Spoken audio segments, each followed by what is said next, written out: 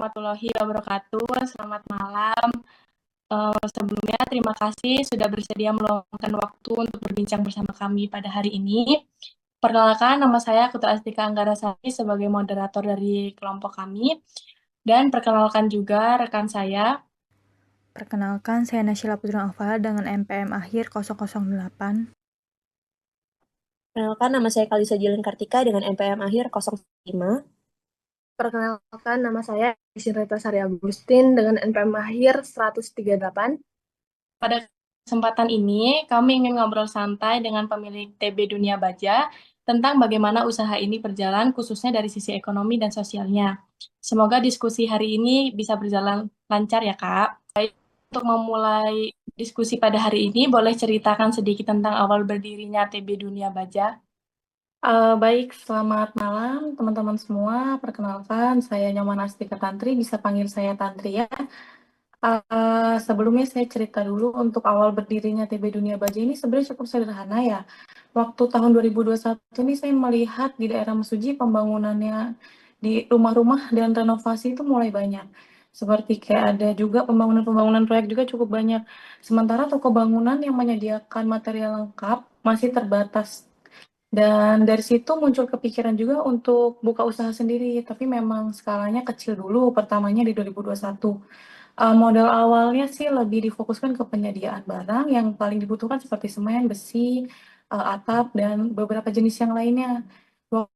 Waktu itu tokonya juga masih sederhana dan tempatnya juga masih kecil terbilangnya, nggak terlalu besar, dan pengelolaan masih saya tangani sendiri, mulai dari melayani pembeli, mencatat penjualan, sampai mengatur keluar masuknya barang juga masih saya sendiri. Jadi semuanya masih serba manual dan saya juga menyediakannya menyesuaikan dengan kemampuan modal saya. Prinsipnya waktu itu sih bukan langsung mencari keuntungan besar ya, tapi lebih ke membangun kepercayaan pelanggan dulu. Pelan-pelan pembeli mulai tetap, terutama tukang bangunan dan masyarakat sekitar yang sedang bangun dan renovasi rumah, terutama dari situ perputaran barang mulai lebih cepat dan signifikan ya. Baru kemudian di tahun-tahun berikutnya usaha ini bisa berkembang seperti sekarang. Oke, sebelum kita lanjut ke pembahasan dan pertanyaan-pertanyaan intinya, terdapat 5 aspek nih Kak yang akan kita bahas pada sesi wawancara kali ini untuk memenuhi tugas mata kuliah studi kelayakan bisnis. Yaitu yang pertama ada aspek pasar dan pemasaran, yang kedua ada aspek teknis dan produksi, yang ketiga ada aspek manajemen, yang keempat ada aspek keuangan, dan yang kelima ada aspek ekonomi dan sosial. Nah, di kesempatan kali ini kita akan membahas dulu nih yang pertama ada topik aspek pasar dan pemasaran. Baik, ya boleh. Sebelum masuk ke pembahasan lebih detailnya, saya ingin tahu dulu nih gambaran umumnya di toko kakak itu seperti apa. Sebenarnya seperti apa sih pasar yang dilayani toko tersebut? Misalnya dari segi target, pelanggan, dan karakteristik pembeli yang biasanya datang. Baik, kalau untuk pasar dan target pelanggan di toko kami ya, pasar utama kami sih tukang bangunan, kontraktor, skala kecil dan masyarakat sekitar sih untuk membangun secara kayak untuk buat rumah, buat usaha juga mereka biasanya memang ke toko kami karakteristiknya sensitif terhadap harga tetapi pertimbangkan kualitasnya dan ketersediaan barang-barang yang ada di toko kami. Jadi keunggulan kami bukan hanya di harga, tapi kelengkapan dan kecepatan di pelayanan kami juga sih. Oh, berarti ada tipe pelanggan tertentu yang memang sering belanja di sini ya, Kak? Iya, betul. Kalau dilihat dari kebutuhan mereka, biasanya barang apa saja sih yang paling banyak dicari, juga paling laku? Jadi kalau di toko kami ini ya Kak, yang paling laku itu memang ada atap, besi, semen, karena itu kan memang uh, hal-hal dasar untuk pembangunan bangunan ya. Dan dengan perputaran tertinggi karena merupakan material utama dalam setiap tahap pembangunan, semen khususnya memiliki demand yang stabil sehingga menjadi indikator utama pergerakan penjualan. Jadi memang yang paling banyak dicari itu terutama semen, besi, dan atap ya. Menarik juga ya. Nah, jadi selama menjalani usaha ini, Kak Tantri itu biasanya melihat kondisi pasar itu dari apa? Apakah dari pengalaman penjualan, permintaan pelanggan, atau mungkin ada cara tertentu untuk membaca kebutuhan pasar? Baik, kalau untuk kami di toko sih membaca kondisi pasar dari data penjualan harian ya, dan pola pembelian pelanggan. Dari situ terlihat tren pembangunan di sekitar, bagaimana misalnya ketika penjualan besi dan atap meningkat, Berarti sedang banyak nih pembangunan struktur di sekitar kami. Jadi dari situ sih kami menganalisis pasarnya. Kalau begitu berarti toko ini juga punya perkiraan soal permintaan ke depan ya, Kak. Biasanya gimana cara memperkirakan stok barang atau jenis produk yang akan dibutuhkan? Untuk perkiraan permintaan ya, perencanaan stok sih dilakukan berdasarkan histori penjualan ya, dan kondisi proyek-proyek di lapangan seperti modal tidak tertahan terlalu lama di barang perputaran yang lambat. Jadi memang kita untuk stoknya seperti itu sih, Kak. Jadi selama menjalankan usaha, pasti ada tantangan juga ya, Kak? Kendala apa sih yang paling sering dihadapi dalam menarik pelanggan, juga menjaga penjualan tetap stabil? Jadi tantangan terbesar di toko kami sih ada di fluktuasi harga dari supplier dan persaingan harga dengan toko lainnya ya, Kak, ya.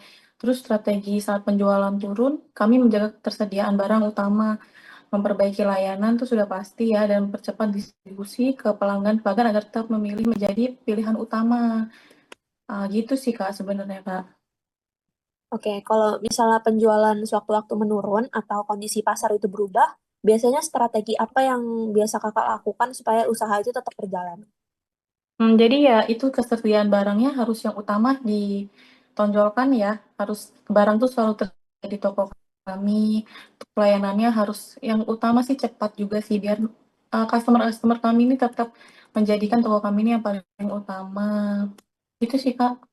Terus dalam menjalankan toko ini, gimana cara nentuin harga, memilih jenis barang yang dijual, dan menentukan lokasi atau sistem pelayanan, serta mempromosikan toko supaya tetap diminati pelanggan?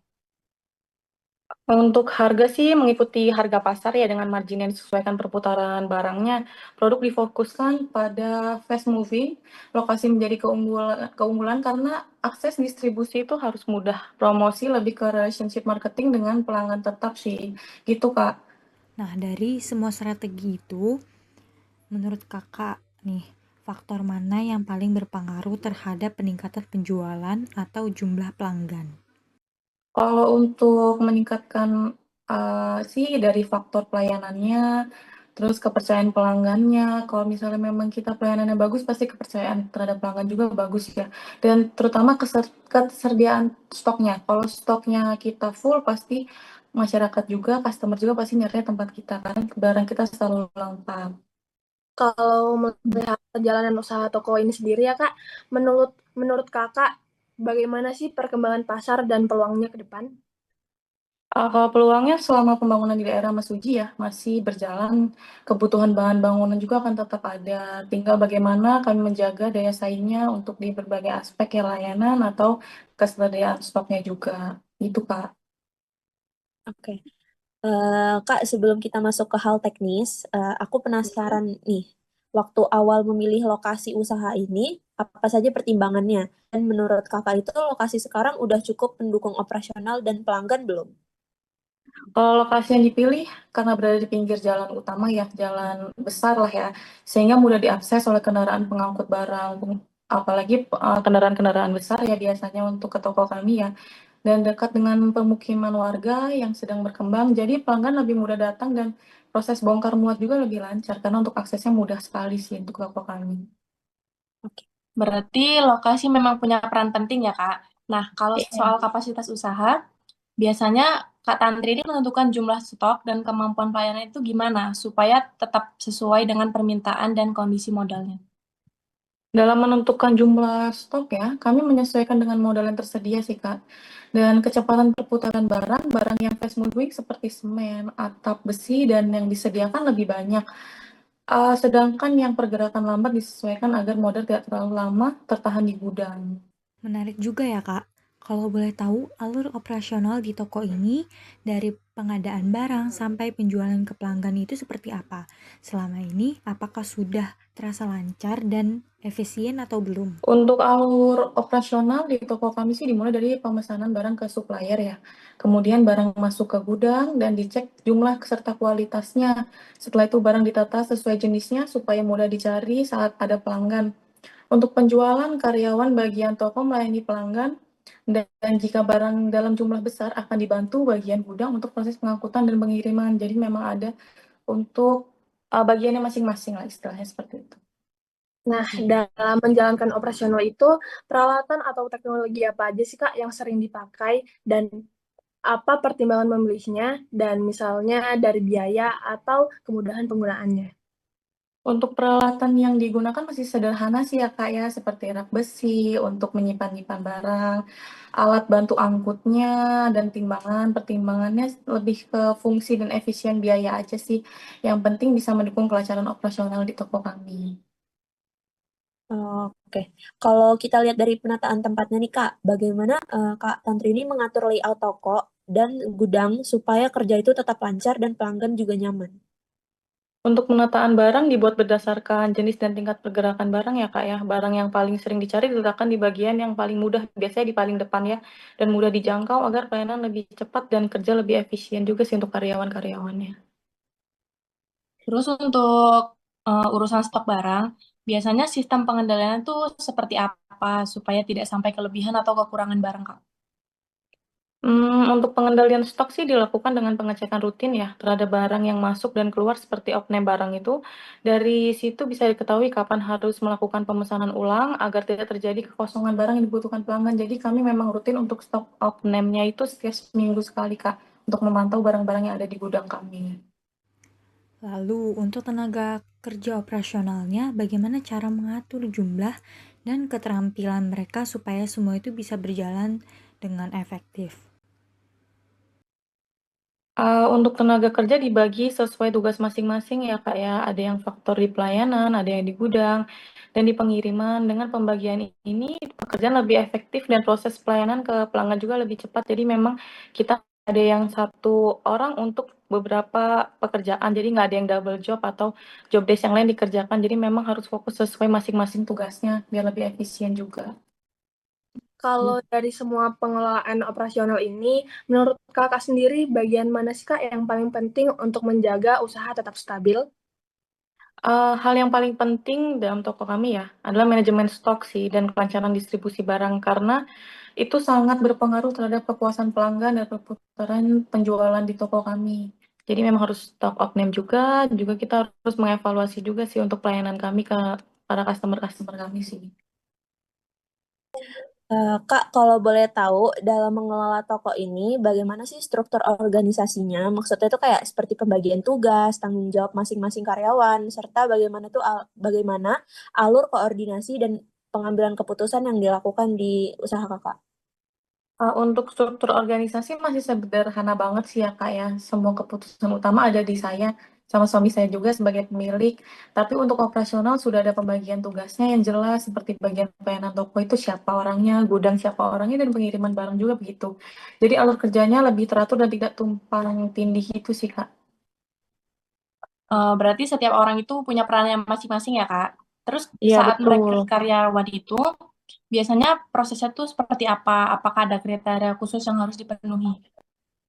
Untuk kriteria khusus sih sebenarnya nggak ada sih ya Kak ya. Dalam merekrut karyawannya yang paling saya utamakan tuh kejujuran ya, tanggung jawab, dan kemauan untuk belajar.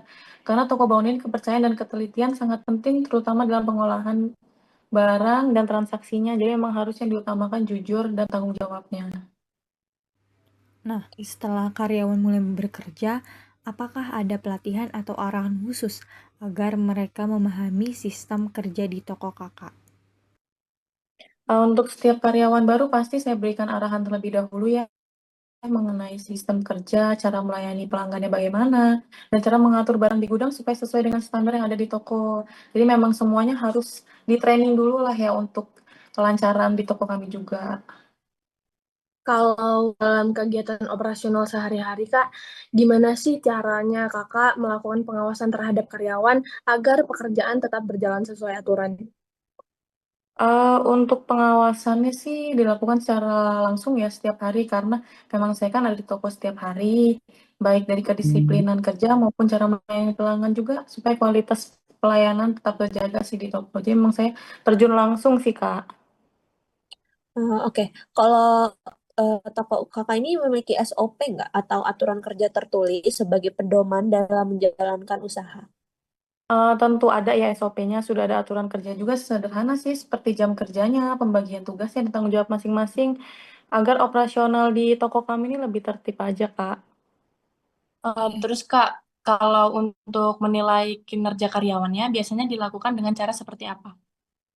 Penilaian di toko sih dari kinerjanya dilihat dari kedisiplinannya, tanggung jawabnya, kemampuan bekerja samanya, dan kecepatan dalam menyelesaikan pekerjaan melayani customer sih Kak. Jadi memang cuma itu aja sih untuk aspek penilaiannya. Lanjut ke pertanyaan selanjutnya, ini lebih untuk ke kakaknya. Dalam memimpin tim, gaya kepemimpinan seperti apa yang biasanya kakak terapin? Saya sih selalu menerapkan sistem kekeluargaan ya, tapi tetap tegas dalam pekerjaan. Jadi karyawan tetap merasa nyaman kerja di toko kami, tapi target kerja tetap berjalan. Jadi memang benar-benar nggak kaku ya, tetap kekeluargaan, tapi harus mengerti juga bagaimana untuk bekerja di toko gitu. Tapi kalau semisal terjadi kesalahan kerja atau konflik antar karyawan nih Kak, gimana sih Kak cara manajemen menyelesaikannya? Kalau ada kesalahan atau konflik, biasanya diselesaikan dengan komunikasi langsung sih dan dicari solusi bersama agar tidak mengganggu operasional toko. Jadi biasanya kalau memang ada konflik antar pekerja, kami panggil yang bersangkutan dua-duanya untuk menyelesaikan masalah bersama gitu, Kak. Oke. Untuk menjaga keberlangsungan usaha nih Kak, bagaimana sih perencanaan yang dilakukan baik dalam jangka pendek maupun jangka panjang? Untuk jangka pendeknya sih fokus pada menjaga kestabilan penjualan ya dan ketersediaan stoknya. Untuk jangka panjangnya sih rencana ingin menambah variasi barang dan berskala usaha sih, Kak. Oke. Melihat perjalanan usaha kakak udah sejauh ini, menurut kakak sendiri, apakah sistem manajemen yang diterapkan itu udah efektif? Dan apakah ada rencana pengembangan manajemen ke depannya? Sejauh ini sih sistem manajemen yang diterapkan di toko kami sih cukup efektif ya, karena operasional sudah berjalan sesuai pembagian tugas masing-masing, tetapi tetap dilakukan evaluasi sih agar ke depannya lebih baik, Kak. Oke, sekarang kita lanjut ke topik yang keempat, yaitu aspek keuangan. Boleh diceritakan nggak Kak, waktu pertama kali merencanakan usaha ini? Bagaimana sih cara menghitung kebutuhan dana awalnya? Apakah langsung dihitung untuk bangunan, peralatan, sampai modal operasionalnya juga? Untuk di awal usaha ya, untuk di awal usaha sih perhitungan dana dilakukan dengan memisahkan antara kebutuhan tempat usaha, pembelian rak, dan peralatan, stok awal barang, serta modal operasional untuk beberapa bulan pertama seperti yang pertama gaji karyawan, listrik, dan biaya angkut barang. Tujuannya supaya arus kas tetap aman di masa awal usaha, Kak. Kalau gitu berarti dari awal memang sudah dipetakan ya Kak, kebutuhan untuk aset tetap dan modal kerja sehari-harinya. Nah, setelah tahu total kebutuhannya, biasanya sumber dana dari mana saja sih Kak? Lebih banyak dari modal sendiri atau ada pinjaman yang lain? Sumber dananya sih berasal dari modal pribadi ya untuk pertama kali kami buka toko supaya tidak terlalu terbebani oleh cicilan dan usaha bisa tetap berkembang secara bertahap. Kalau dari sisi pemasukan dan pengeluaran nih Kak, gimana caranya Kak Tantri itu memantau arus kasnya? Apakah ada perhitungan khusus untuk melihat berapa kas masuk tiap periode dan pengeluaran rutinnya? Untuk pemasukan dan pengeluaran catat secara rutin sih Kak setiap hari. Dari situ bisa terlihat kondisi keuangan toko sehingga lebih mudah dalam mengambil keputusan untuk menambah stok atau menahan pembelian barang. Menarik sih, berarti toko ini tuh nggak cuma buat usaha pribadi aja ya Kak, tapi juga buat lapangan kerja juga. Terus kalau dilihat dari kondisi ekonomi masyarakat, misalnya pas lagi sepi bangunan atau proyek-proyek gitu, atau harga bahan naik, kerasa nggak sih dampak ke penjualan? Walaupun tidak dihitung secara detail ya Kak ya, tetapi kan pertimbangkan dan kenaikan harga material setiap periode karena itu berpengaruh terhadap kebutuhan modal dan penentuan harga jual. Kalau mau membuka cabang baru atau membeli aset tambahan, biasanya bagaimana sih Kak cara menilai apakah investasi itu layak dijalankan? Apakah ada perhitungan khusus atau lebih berdasarkan pengalaman atau feeling usaha? Kalau ingin menambah aset atau memperbesar usaha ya, yang dilihat pertama pasti adalah kondisi keuangan, kestabilan penjualan, dan kecepatan perputaran. Kalau arus kas sudah stabil, baru berani melakukan pengembangan sih, Kak.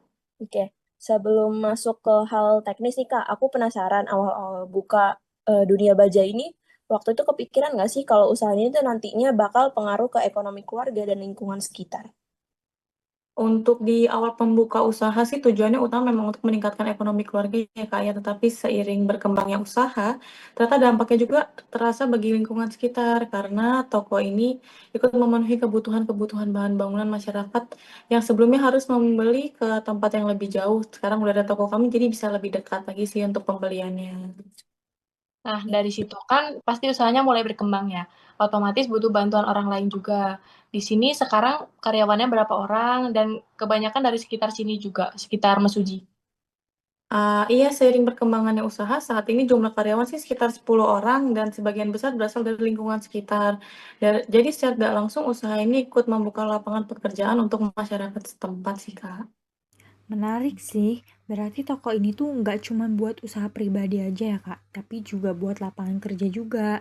Terus kalau dilihat dari kondisi ekonomi masyarakat, misalnya pas lagi sepi bangunan atau proyek-proyek gitu, atau harga bahan naik, kerasa nggak sih dampak ke penjualan?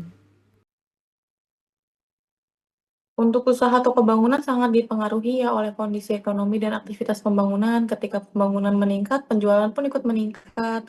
Tapi kalau ketika ada daya beli masyarakatnya menurun atau proyeknya berkurang, penjualan juga pasti berdampak juga, akan turun juga sih pastinya. Di sini aku pengen tahu juga dong Kak, soal harga barang itu biasanya ditentuin gimana biar tetap bisa dijangkau pelanggan, tapi toko juga tetap jalan. Dalam menentukan harga, kami menyesuaikan harga dari supplier ya, dan kondisi pasarnya tetapi tetap mempertimbangkan daya beli masyarakat sekitar agar pelanggan tetap bisa menjangkau dan usaha tetap berjalan. Kalau dari sisi hubungan sosial nih Kak, sama buka toko, hubungan sama pelanggan dan warga itu gimana? Apakah pernah juga terlibat dalam kegiatan sosial atau saling bantu? Untuk hubungan dengan pelanggan dan masyarakat sekitar toko ya terjalin cukup baik sih Kak, karena adanya interaksi setiap hari tentunya. Selain itu, kami juga berusaha memberikan pelayanan yang ramah dan membantu kebutuhan pelanggan, sehingga tercipta kepercayaan dan pelanggan tetap sih Kak. Berarti bisa dibilang toko ini udah jadi bagian dari lingkungan juga ya, Kak. Menurut Kak Tantri, secara keseluruhan, dampak dari adanya toko ini ke masyarakat sekitar lebih banyak positifnya atau ada tantangan tertentu juga? Untuk dampak secara keseluruhannya sih lebih banyak positifnya ya tentunya ya, Kak, ya. Karena selain mempermudah masyarakat dalam mendapatkan bahan bangunan, usaha ini juga membuka lapangan pekerjaan dan membantu perputaran ekonomi di lingkungan sekitar. Jadi saya rasa sih dampaknya banyak positifnya daripada negatifnya ya, Kak, ya, karena kami membantu sekitar juga. Wah, ceritanya dapat banget sih. Dari satu usaha bisa kelihatan dampaknya ke ekonomi dan sosial sekitar. Eh, Terima kasih banyak Kak Tantri sudah berbagi cerita dan pengalaman dan insight yang sangat bermanfaat untuk kami. Semoga TB Dunia Baja semakin maju dan terus menjadi pilihan utama masyarakat di Masuji dan sekitarnya. Saya sebagai moderator, Ketua Astika Anggarasari, dan mewakili teman-teman saya, mohon maaf jika selama wawancara ada kata-kata yang kurang berkenan. Sampai jumpa. Baik Kakak semua, terima kasih ya waktunya. Maaf kalau memang ada salah kata dari saya juga ya. Semoga kalian juga sukses selalu ya. Terima Sampai kasih. Terima kasih. jumpa.